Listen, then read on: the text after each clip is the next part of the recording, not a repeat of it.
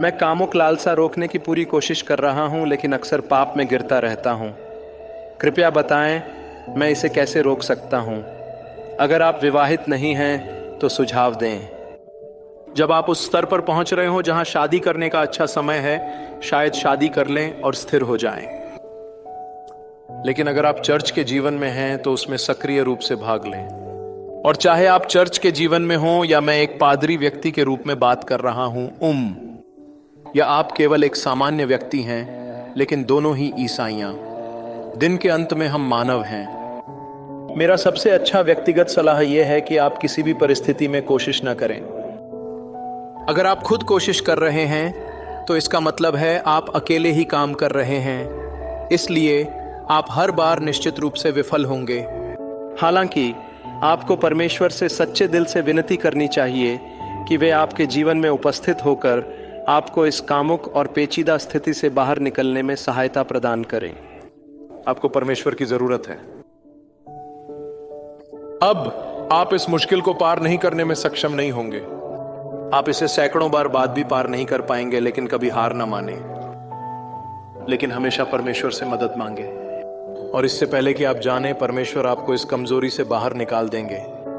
लेकिन परमेश्वर से लगातार पूछें, कभी हार न माने और कभी रुके नहीं। कहें, मैंने प्रयास किया, मैंने परमेश्वर से 100,000 10,000 बार पूछा। उन्हें 1,00,000 और एक बार पूछें,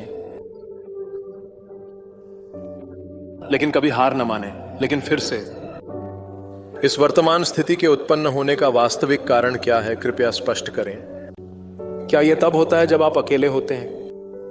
रात के समय, अपने आप में, अपने कमरे में और सभी दरवाजे बंद होने पर, तो आपको उस पर्यावरण को बदलने की आवश्यकता है जो आपको गिरने का कारण बन रहा है।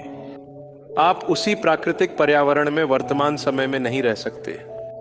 जो व्यक्ति इस समय अस्वस्थ है और यह पूरी उम्मीद दिलाता है कि आप इसे पार कर लेंगे, तो अगर उस विशेष समय पर, उस कमरे में, अकेले बंद दरवाजों के पीछे होने पर और कुछ देखने पर उस पर्यावरण से बाहर निकलने के लिए इससे दूर चले जाएं।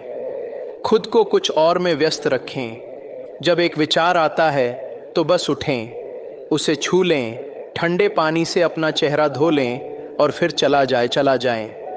यह सिर्फ उस पल है। जिस पल आप उस पल को पार करते हैं, आपने कुछ अच्छा किया है। और फिर शायद कुछ और मिनटों के बाद यह फिर से आएगा। पानी को अच्छे से ठंडा करें ताकि आप आसानी से एक बर्फ का टुकड़ा ले सकें। इसे टब में भरपूर मात्रा में डालें और ध्यान से खुद को पूरी तरह से डुबो दें। और उस ठंडे पानी में खुद को पूरी तरह डुबो दें और हर विचार गायब हो जाएगा। लेकिन आपको इस कमजोरी को पार करने के लिए परमेश्वर के अनुग्रह की आवश्यकता है।